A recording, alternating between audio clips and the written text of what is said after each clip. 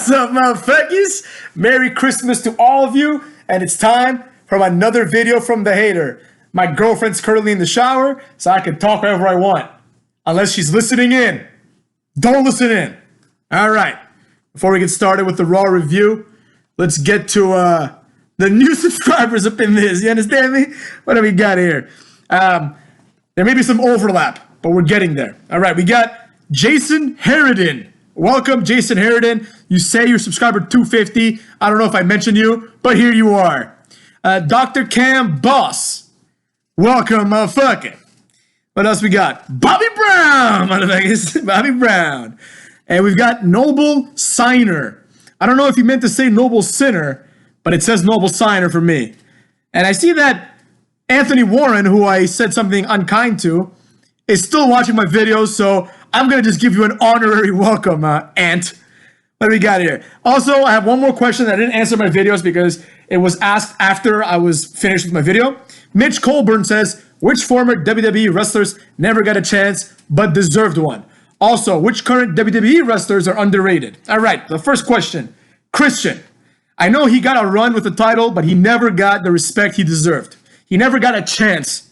Christian is one of my favorite wrestlers of all time, and I think he deserved more than what he got. Who else that never got a chance? I hate to say it, motherfuckers. Jeff Jarrett. Jeff Jarrett did everything he was supposed to do, and they ousted him, basically. Who else? Personally, D'Lo Brown. I always thought D'Lo Brown should have stuck around the upper mid-card. You know, I'm not saying he should have been champion, but he deserved a bit more than he got. And who else? Orlando Jordan, to a degree. He wasn't very fun, but he was all right. I liked him. And, I mean, I don't want to be cliche and say Matt Hardy should have been world champion, but Matt Hardy as well.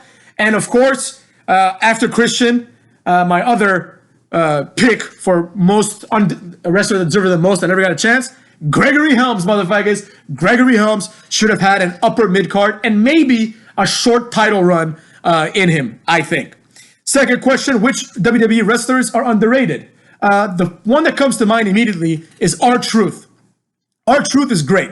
Someone else also asked somewhere whether I think they should turn R-Truth heel because he had a good heel run. I think he did have a good heel run. And I don't care if he's face or heel, personally. I want him to be serious. R-Truth is a beast. R-Truth is a Hall of Famer one day.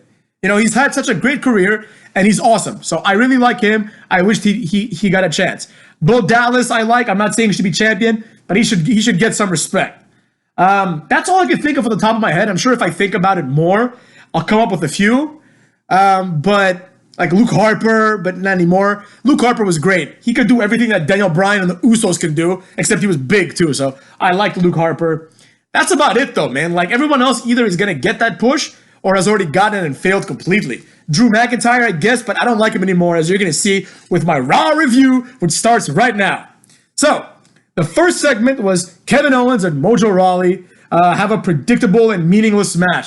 Kevin Owens comes out, Rawley comes out, calls him out for beating his ass last week. They have a match. Kevin Owens power bombs him through the table. The match wasn't horrible.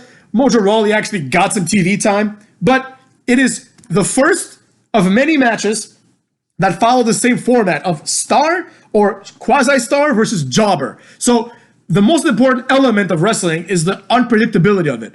Here, that wasn't the case because you knew that Owens was going to beat Mojo Rawley. So there was that. Then we had an R-Truth and Akira Tozawa segment, which was pretty fun, I thought.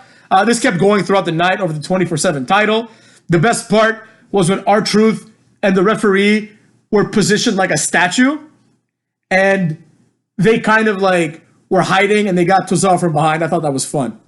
Next, we had Lashley versus Cedric Alexander, motherfuckers. So that was all right. That was cool.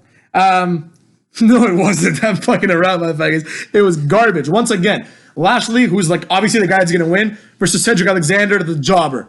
Lana interrupted the match, which was actually annoying. Not kayfabe, but it was actually annoying. Like, get the fuck out of here with this nonsense, right? She just interrupted with a little speech. Then it went to commercial.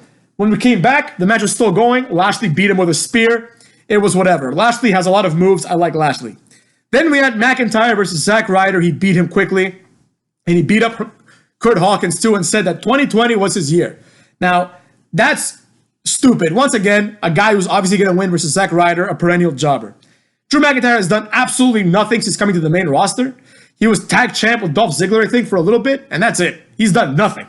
So this whole thing about how no one's hungry except for him is ridiculous. Now he's like, oh, no one gives me opportunities. Dude, you're just not that entertaining, unfortunately. I like McIntyre, but let's face it, man. This run is done, motherfuckers. Then we had Becky Lynch coming out and doing the exact same thing she did last week in the little promo, which is say that she needs to fight Asuka to uphold her legacy, and the company's protecting her. At some point, Becky says that she's been quiet for too long, which is I find ironic and stupid, because every week she comes out and runs her yap. She just runs her fucking mouth, says the same shit over and over again, just like John Cena. But unlike Cena, she can't like actually entertain me personally. And she's not good in the ring at all. She just botches everything, and she's over. So I fucking hate her. Asuka comes out and says she's Asuka 2 belts. Becky accepts the match in Japanese, which was stupid because no one understood what the fuck she said, and it got no reaction. Complete waste of time. Next, we have Aleister Black comes out, and there's Christmas trees behind him. This ruins the whole mystique. This was stupid. They should have zoomed in on him so you don't see the Christmas trees and you forget that this company is a festive and family-oriented company. When someone like Aleister Black comes out, he beats some jobber named Dion. He beats him in like 2 moves. Immediately after, without even a commercial, we have the 5th jobber match in a row, motherfuckers. Buddy Murphy comes out and beats this guy named Josiah, or maybe Hosea, hopefully, like Red Dead Redemption, motherfuckers. He beats him in 2 moves too, in like I'm one-upping you. Aleister Black goes back in the ring, tries to shake Buddy Murphy's hand. Buddy Murphy refuses and kind of like checks him a little bit. Not enough to warrant a beatdown, but he gets one anyways, motherfuckers. So in my opinion, Aleister Black comes off looking like the bad guy here because he kicked him in the face just for refusing to shake his hand. Like, fuck you. Who the fuck are you? I have to shake your hand? Go fuck yourself. Next, we had Ricochet versus Tony Nese in yet another jobber match. Jobber match number 6. Ricochet beats by hitting the ripcord recoil. Nothing to see here, motherfuckers.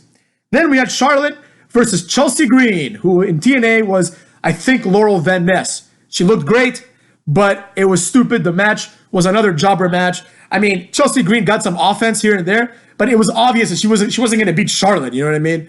So that's jobber match number 7 out of 7 matches, motherfuckers.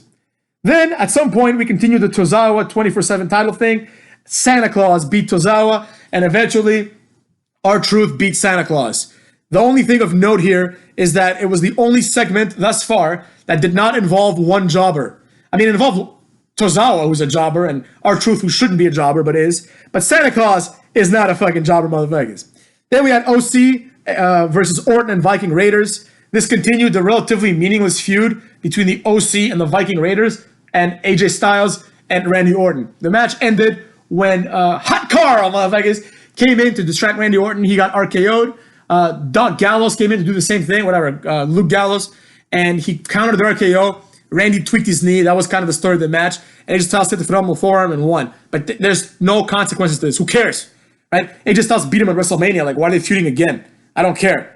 Then, for jobber match number 8, Eric Rowan beat another jobber.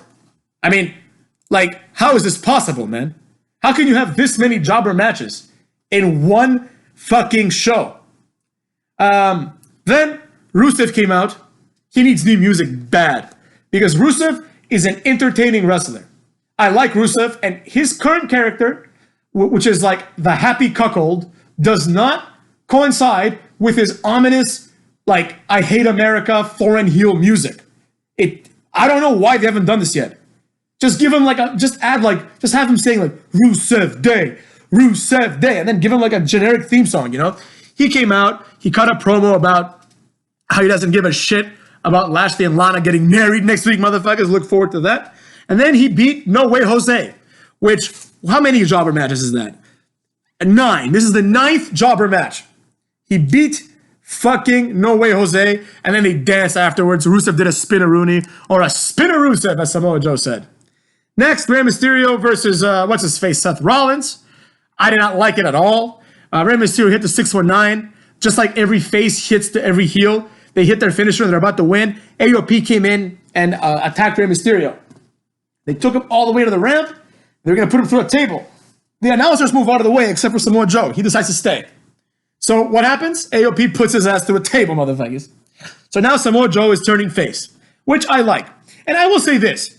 This is going to be a short review because the main thing that I got from this show was that there's a lot of jobber matches. But another thing that I got is this. Kevin Owens makes a pretty decent face. I'm not going to lie. I prefer Kevin Owens as a face. Now, I know people are like, oh, he's a natural heel. Shut up. He's not a natural heel. He's a much better face. He's a fat dude who comes out there and like Seth Rollins is superior to him. He's better looking. He's in better shape. You know, his wife is probably hotter. You know what I'm saying? So, and he's been positioned as more of a main eventer. Then you have AOP, both of whom would destroy Kevin Owens in real life. But Kevin Owens, because he looks like our normal guy, it puts forward the idea that Kevin Owens is ready to fight, you know? That he doesn't care that he's like the underdog. He's just there to beat people's ass, which I like a lot. You know what I mean? That's something that I take very, very seriously. So, what the hell? Someone just sent me a message. Anyways, so there you go. That was pretty cool. The fact that Kevin Owens is now face. I don't particularly like Kevin Owens, don't get me wrong, but I like him more as a face. So that's a step in the right direction. As many of you can surmise, my opinion on the show as a whole was that it was vastly inferior to other Raws of this year, motherfuckers. It was horrible. Nothing was interesting at all. Like, every match had at least one jobber. Some of them had like two jobbers. Like Aleister Black versus Jobber 1 versus Dion was, in my opinion, two jobbers. And then, even though Aleister Black, I see something there. Buddy Murphy versus Hosea, two jobbers in that match as far as I'm concerned. Tony Nese, Cedric Alexander. It's just everyone that was on 205 Live last year is now on Raw. Why the fuck would I be enticed by that? Where are the stars, man? Now, with that being said, I'm going to cut this video short. But, motherfuckers, look forward to this week. There's going to be some good videos. I'm going to make a video tomorrow. I don't exactly remember what it's going to be about, but I had a really, really good idea. There's going to be a video talking about the general AEW landscape and how they're pretty much fucked. There's going to be a video about how wrestling has basically cucked out everything and we have no one to look up to, no heroes like Goldberg said. There's going to be a few videos like that, a few videos that are not reviews, but they're going to be just overall rants on wrestling, and I know people love those rants on wrestling, motherfuckers. And perhaps more importantly, I'm going to do some 25 reasons, bitches. So look forward to that as my hair dries after my shower. So sorry, I was playing with my hairs. I was getting excited about them. I was like, you know what I'm saying?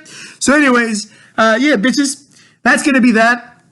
Sorry this video is short. There just isn't much to say now. But there is a lot to say about AEW. And that can't be this video. We can't overlap. And also, let me count the days. I think Wrestle Kingdom is on January 4th, I think it is every year. So that's, all right, we got like a week and a few days after that. It's on a Saturday. So it's either the 3rd or the 4th or the 4th and the 5th. So I'm going to watch that. I might review that or just give a general rant on that. If it's good, I'm going to say why it's good and why people should emulate it. If it's bad, I'm going to say why it's bad and why people should stay away from this bullshit company.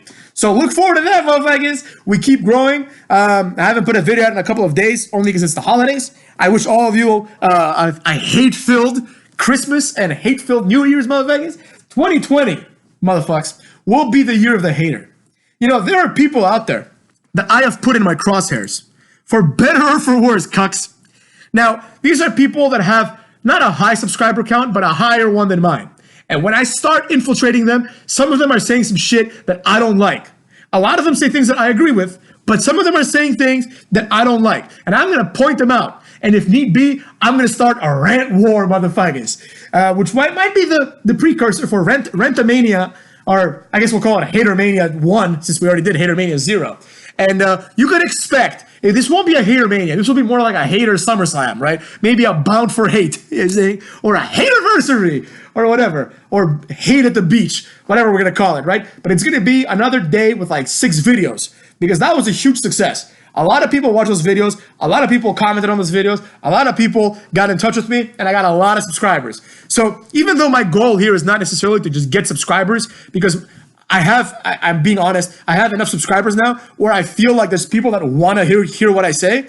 And that's all that I wanted, was validation that I'm not the only one here who thinks these things. You understand me, motherfuckers? And I don't mean like some of these other YouTubers who are like, oh, I don't want to step on toes. No.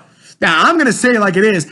25 hours a day, 8 days a week, cucks. And most importantly, the last thing, I forgot. There's going to be a video on the pussification of wrestling that's going to talk about Mauro Ranallo and the Young Bucks. Because there's a lot of overlap in that, and I'm going to address that in a very coherent and awesome video. Until then, go fuck yourselves!